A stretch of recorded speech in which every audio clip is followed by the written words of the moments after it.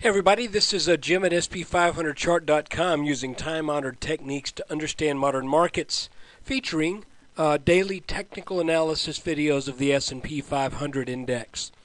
Just need to remind you again that the website and this video are for educational purposes only.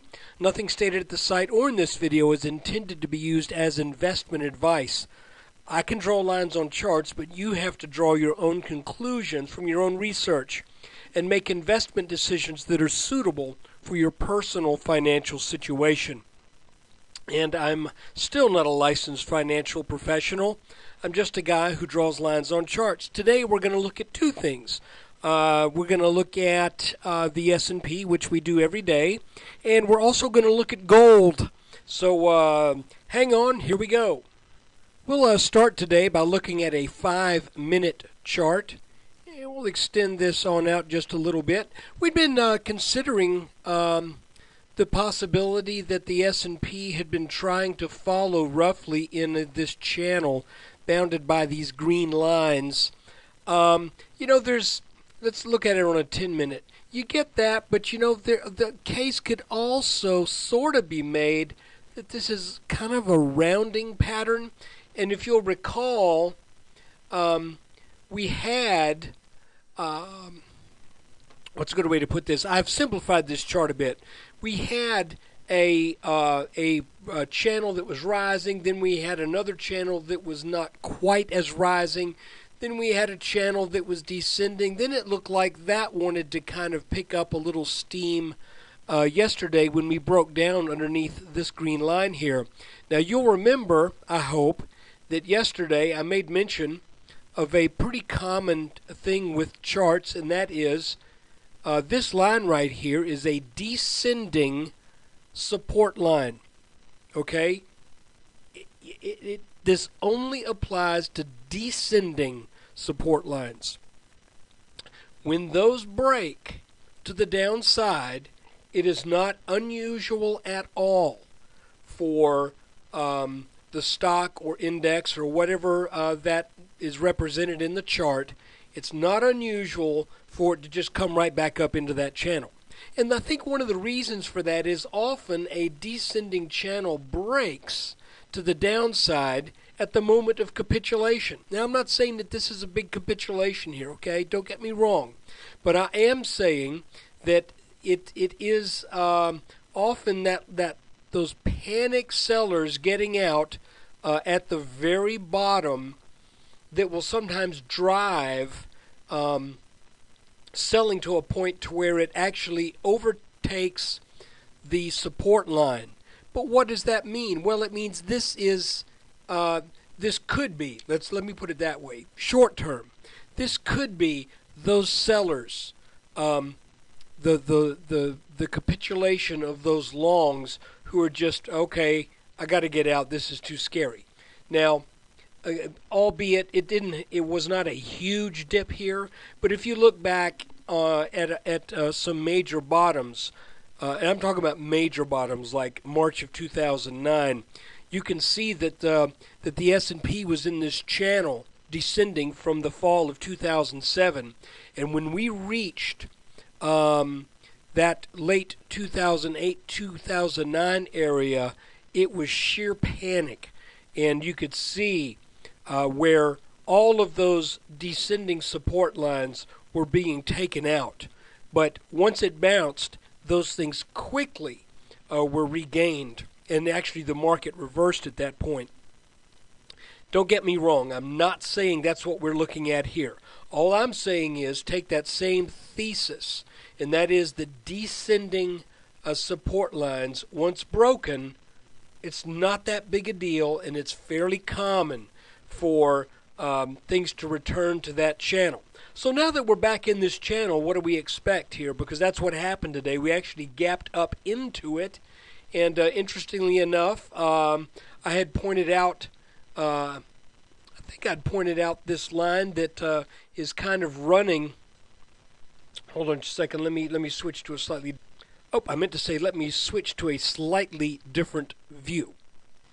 Okay, now on a 15-minute chart, you can see that bounce came on this on this orange line right here, and that orange line is roughly the apex between this top line and this rising line on the bottom here. We went over that yesterday. So whether or not that continues to be something of great importance, you can see that it worked back here in the summer of 2008. It was resistance here in the spring of 2010. And it's also kind of been an area of rough resistance, an average resistance back in September and mostly September and some late August. So going back to the 5-minute chart, I am looking at today's move as a possible setup to get back up to the 1230s. And the reason I say so is we saw this little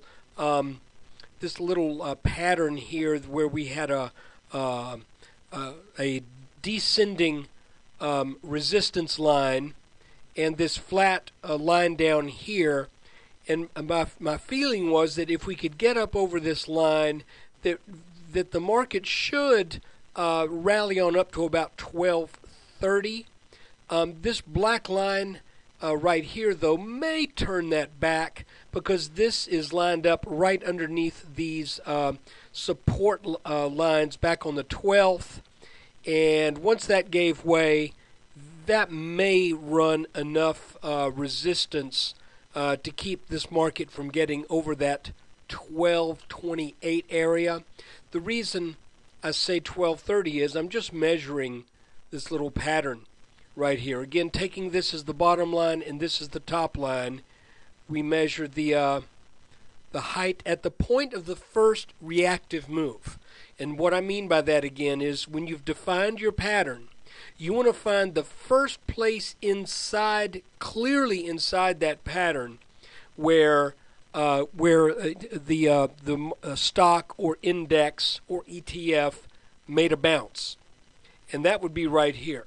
I'm not really willing to call this a bounce because it did not come from this extreme low area here. If it had come from here, from the 1210 area and then bounced up here, I would be drawing this line here. But I'm doing it here just to play it safe. That broke out at the open today, and just going strictly by that line, that says about 1230. But I would say 1227, 1228 is what one might expect from this. Now, one thing that happened today is that there was a little rising line that got taken out, and you can see that it was a decent little dark candle there, red candle, and then it back tested, and then the market just kind of went sideways. Well, what do we know? We know, and by the way, this line just happened by coincidence, wink, wink, nod, nod, to be parallel to the line drawn over these two tops. So anyway, as we see this little sideways action throughout the rest of the day today, I don't have great hopes for tomorrow, but I think this might be saying the market here has kind of found a bottom and will likely rally up a bit. I don't know how far. You could see that there was a perfect little back test on this line right in the mid-morning, which, by the way, I did go long right here in an ETF, and right now I'm sitting at even, and I'm holding it overnight. Famous last words, I know. And gosh, maybe should have sold here. That'd have been nice. You can see, by the way, it is interesting how these lines all line up here. If we take this line right here, this small line, let's make it, what color do you want to make it? Somebody said teal, okay. I would go into tomorrow with this line in mind, that if the S&P opens over this line or gets over this line and this red line, then I think we should get that move up to the high 1220s, 1230. And, if it's got a good bit of steam behind it, maybe even get on up here to test this green line again. But I'm not expecting a whole bunch. If we get a 12-point move tomorrow, I will likely sell what I bought here. Because if we break out over this green line, over this channel, signifying a change in trend, then there'll probably be a pullback, and that'll be a good spot to get back in from a long perspective. All right, so that's it for the S&P. Let's take a look at gold. Okay, we are looking at a 2-day chart in gold, and I want to point out a couple things in this chart. The first is that gold back in 2008 and 2009 made a beautiful inverse head and shoulders consolidation pattern. And it was kind of funny. I'm going to be wrong enough to where other people can remind me of my mistakes, but when I get a chance to brag, I'm going to be a little, maybe even arrogant. I'm going to brag.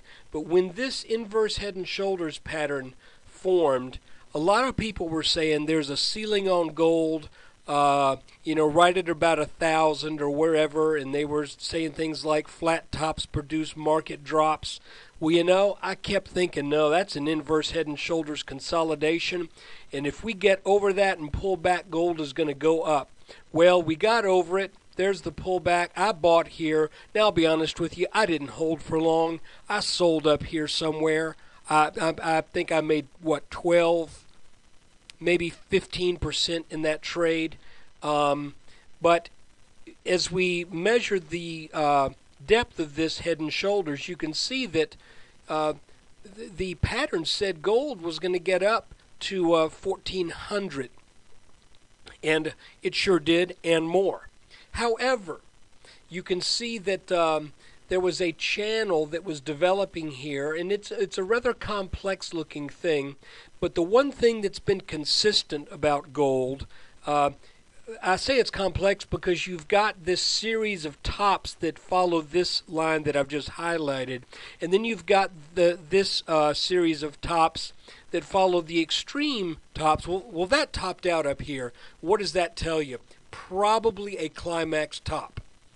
And what has now happened is the one constant for the past 3 years in gold, and that is this support line down here,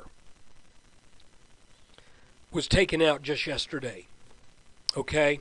So, to me, that says that we are going to be coming back at a minimum. Now, this line right here will probably give it a little bump in around the 1460 area. Then I think this line right here should give it a little something to think about in the 1340, 1350 area. But I would not be one bit surprised if within a matter of months to a half year that we see gold in the low 1200s. And if we back out on this chart even more, you can see why. Because there has been a pretty long-standing bigger pattern with these tops and this bottom. And with the break of this channel, I would expect this to come down and tag this line at some point. And at that point, unless there's some other things that are in the chart that spell danger, at that point I would think that's probably a place to buy. So that's the gold chart. And by the way, I told you I was going to brag. Just one more quick thing. I remember the day I did this.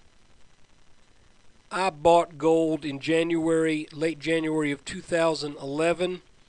I saw this rising blue line, and I also have to go to a 2-day chart. I also saw this previous resistance line come back for a back test, and I kid you not. And I'll tell you where I screwed up later. But the good part was I actually bought gold within a penny of the low on the tag of this level right here. I put my order in. It came down. I got my fill. It came down 1 penny, and then it started to go back up. Now, what's the stupid part? Well, the stupid part was I went ahead and sold up here at this green line. So I made that big, gigantic leg right here, but it only took a month, and but I had no way of knowing that we were going to be in for this kind of a huge run, even though that was going to take place, 4 months later.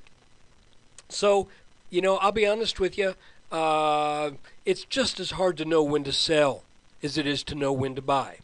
And I've made my share of mistakes on both sides of it, but that's why I try to use charts to at least provide the rationale for these trades.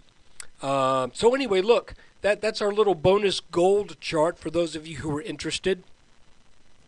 And if you're interested in joining the membership at sp500chart.com, that will get you access to the daily S&P update that I produce after every day's close.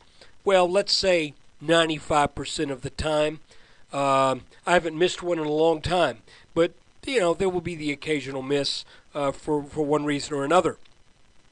But it is my goal to do it 100% of the time, but I just know that's not realistic. So look, stop by sp500chart.com, check it out. If you want to join, it's less than a cheap cup of coffee per money. And there's absolutely no way, if you get one of these videos and spill it in your lap, will you suffer any third-degree burns or second-degree burns either. So unlike that McDonald's cup of coffee they hand you at the drive-thru, there's very little harm here. So look, I don't know where that came from. Take care. Thanks for watching.